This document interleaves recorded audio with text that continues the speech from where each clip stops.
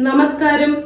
ഡൽഹിയിൽ ബിജെപിക്ക് ആം ആദ്മിയുടെയും കോൺഗ്രസിന്റെയും പ്രഹരം. ഡൽഹിയിലും മണിപ്പൂരിലും മുഖ്യമന്ത്രി സ്ഥാനം അനിശ്ചിതത്വത്തിലാകുന്നത് ബിജെപിക്ക് വെല്ലുവിളിയാകുന്നുണ്ട്.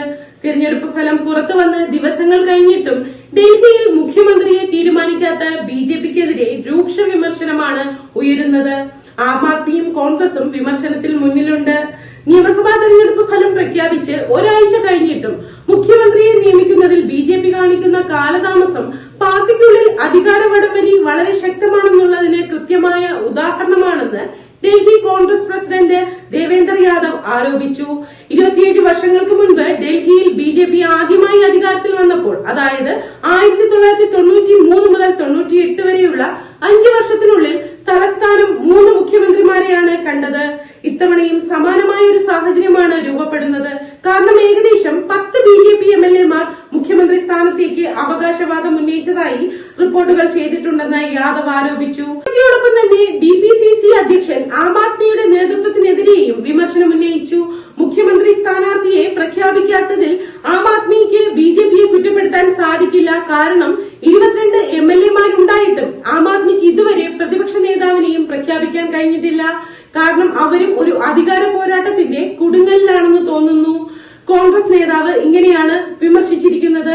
അതേസമയം രാജ്യ തലസ്ഥാനം ഇതുവരെ ഭരിച്ച ആം ആദ്മി സർക്കാർ വളരെ ശക്തമായ ഒരു സമ്പദ് വ്യവസ്ഥയാണ് ബിജെപിക്ക് കൈമാറുന്നതെന്ന് സ്ഥാനമൊഴിയുന്ന മുഖ്യമന്ത്രി അതിഷി അഭിപ്രായപ്പെട്ടു. ഇതിനാൽ തന്നെ ഡൽഹി നിവാസികൾക്ക് നൽകിയ വാഗ്ദാനങ്ങൾ നിറവേറ്റുന്നതിന് സാമ്പത്തിക തടസ്സങ്ങളൊന്നുമില്ല എന്ന് ആം ആദ്മിയുടെ ഭരണത്തിന് കീഴിൽ ഡൽഹിയുടെ ബജറ്റ് 2014-15 31,000 കോടി രൂപയിൽ നിന്ന് 2024-25 77,000 കോടി രൂപയായി വളർന്നുവെന്നും 2015 മുതൽ സംസ്ഥാനം വരുമാന മിച്ചം നിലനിർത്തുന്നുവെന്നും അവർ കൂട്ടിച്ചേർത്തു.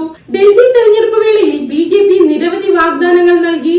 മോദിജിക്ക് ഗ്യാരണ്ടി എന്ന പേരിൽ ഒരു ലഘുലേഖ തന്നെ അവർ വിതരണം ചെയ്തു. ഓരോ സ്ത്രീക്കും പ്രതിമാസം 2,500 രൂപ സാമ്പത്തിക സഹായം നൽകുമെന്ന് പറഞ്ഞിരുന്നു. ഇപ്പോൾ ബിജെപി നേതാക്കൾ മന്ത്രിസ്ഥാനങ്ങളെ ചൊല്ലി ആഭ്യന്തര കലഹങ്ങളിൽ മുഴുകിയിരിക്കുകയാണ്.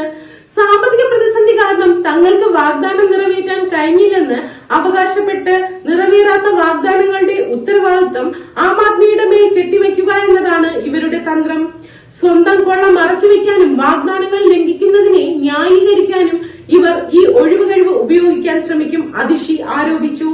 പ്രത്യേകിച്ചും ഡൽഹിയിലെ ഓരോ സ്ത്രീക്കും പ്രതിമാസം 2,500 രൂപ നൽകുമെന്ന വാഗ്ദാനം അവർ നിറവേറ്റണം. ഈ വാഗ്ദാനം അവരുടെ ആദ്യ മന്ത്രിസഭാ യോഗത്തിൽ പാസാക്കുകയും മാർച്ച് 8-നകം ബാങ്ക് അക്കൗണ്ടുകളിൽ ക്രെഡിറ്റ് ചെയ്യുകയും വേണമെന്നും മുഖ്യമന്ത്രി പറഞ്ഞു.